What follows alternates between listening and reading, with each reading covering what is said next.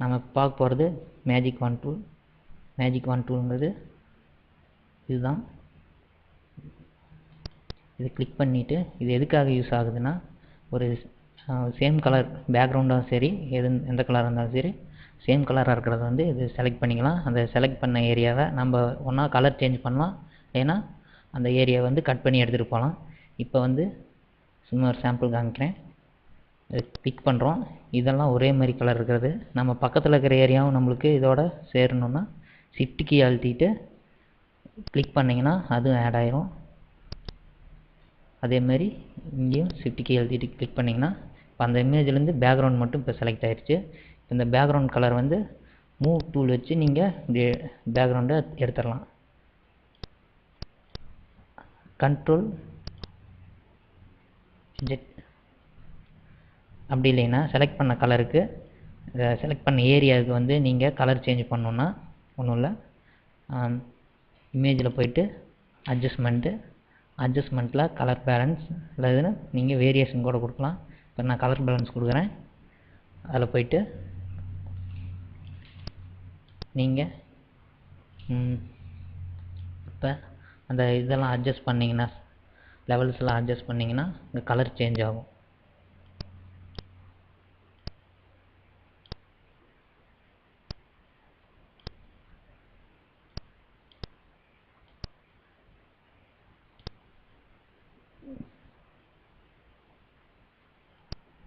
அப்புறம் இன்னும் கலர் உங்களுக்கு எதிர்பார்க்குற மாதிரி வேணும்னா அட்ஜஸ்ட்மெண்ட்டில் போயிட்டு வேரியேஷன், இதில் வந்துட்டு நீங்கள் 2 கலர் மிக்ஸ் பண்ணிக்கலாம். எல்லோ ரெட்டும் மிக்ஸ் ஆகிற மாதிரி பேக்ரவுண்ட் கலர் சேஞ்ச் ஆகுதா. இங்கே டார்க்காக வச்சுக்கலாம், இல்லை லைட்டாக வச்சுக்கலாம்னு வச்சுக்கலாம். ஓகே கொடுத்தீங்கன்னா இங்கே பேக்ரவுண்ட் மட்டும் கலர் சேஞ்ச் ஆகிரும். மறுபடி நீங்கள் செலக்ட் பண்ண ஏரியா டீசெலக்ட் பண்ணோன்னா செலக்டில் போயிட்டு டீசெலக்ட் கொடுத்துருங்க.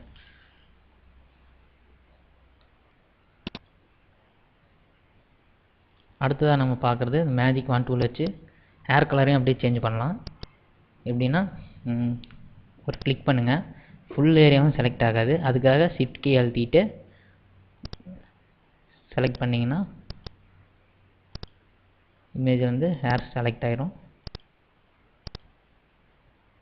செலக்ட் ஆகாத ஏரியாவிலேருந்து கிளிக் பண்ணிங்கன்னா அது செலக்ட் ஆகும்.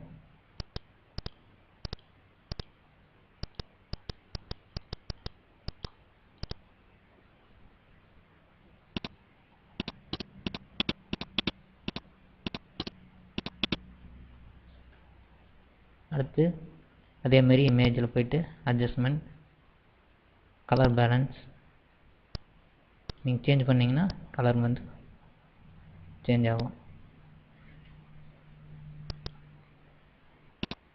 இன்னும் உங்களுக்கு கலர் வேணும்னா அட்ஜஸ்ட்மெண்ட்டு கலர் பேலன்ஸ் கொஞ்சம் டார்க்காக வர மாதிரி இருக்கும்.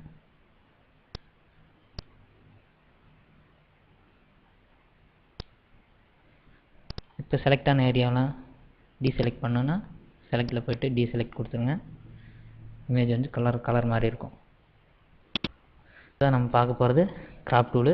கிராப் டூல் எதுக்குன்னா, இந்த ஃபுல் இமேஜும் நமக்கு வேணாம், உங்கள் ஃபோட்டோ மட்டும்தான் வேணும் பேக்ரவுண்டில் ஃபுல்லாக, அதாவது பெரிய பிக்சராக இருந்ததுன்னா அதை குறைக்கிறதுக்காக கிராப் டூல் யூஸ் பண்ணி கிளிக் பண்ணி ட்ராக் பண்ணிவிட்டு நீங்கள் இந்த கார்னர் வச்சிங்கன்னா இந்த சிம்பிள் ஏரோ மார்க் வந்து கொஞ்சம் சேஞ்ச் ஆகி காமிக்கும். இது மாதிரி காமிக்கும். நீங்கள் அட்ஜஸ்ட் பண்ணி வச்சுட்டு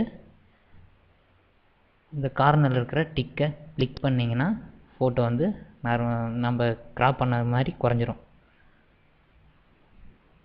அடுத்து நம்ம பார்க்க போகிறது ப்ரஷ் டூலு. ப்ரஷ் டூலில் வந்து ரைட் 2 ஆப்ஷன் இருக்கும்.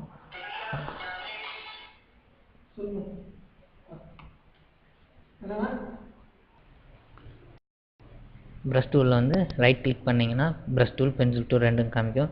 ப்ரஷ் பென்சில் வந்து நம்ம டிராயிங் பர்பஸ்க்காகவும் தான், அப்படியே கொஞ்சம் நம்ம பேக்ரவுண்ட் எடிட்டிங்காகவும் இது யூஸ் பண்ணலாம். ப்ரஷ் டூல் கிளிக் பண்ணிவிட்டு நீங்கள் மேலே அந்த ப்ரஷ்ங்கிற ஆப்ஷன் இருக்கும், அங்கே போய்ட்டு நிறைய ப்ரஷ் வந்து நம்மளுக்கு அவைலபிளாக இருக்கும். அதில் போய்ட்டு நீங்கள் உங்களுக்கு பிடிச்ச மாதிரி ஏதாவது ப்ரஷ் அப்படி கிடைக்கலைன்னா இந்த ஆரோவை கிளிக் பண்ணிவிட்டு நீங்கள் இதெல்லாம் ப்ரஷ்ஷோட ஸ்டைலுங்க. நேச்சுரல் ப்ரஷஸ் நான் எடுக்கிறேன், கொடுத்துட்டு ஓகே கொடுங்க. இதில் வந்து நேச்சுரல் ப்ரஷ் எல்லாம் ஆட் ஆயிரும்.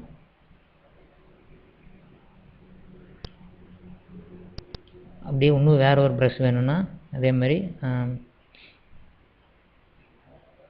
அதை கிளிக் பண்ணிவிட்டு அப்பன் கொடுங்க. அதாவது இந்த ப்ரஷ்ஷோடைய அந்த ப்ரஷ் செட் வந்து ஆட் ஆயிரும்.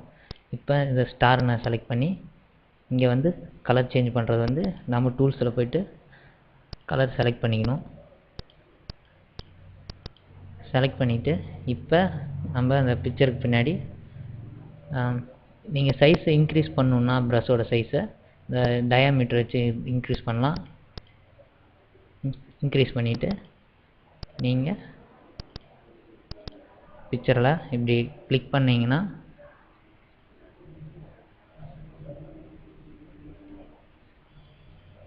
பின்னாடி பேக்ரவுண்ட் சேஞ்ச் ஆகும். அதேமாதிரி வேறு ஒரு ப்ரஷ் டூல் வச்சுட்டு இப்படி அப்ளை பண்ணிங்கன்னா பார்க்க நல்லாயிருக்கும்.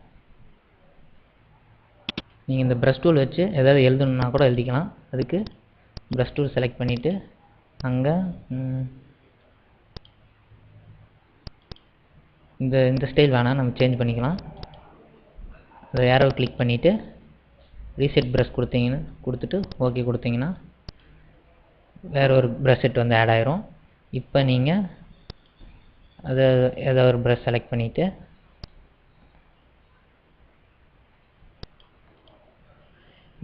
நீங்கள் அப்படியே இதில் அப்படியே பேர் எழுதுறதுனா கூட எழுதிக்கலாம். சைஸை குறைச்சிக்கோங்க.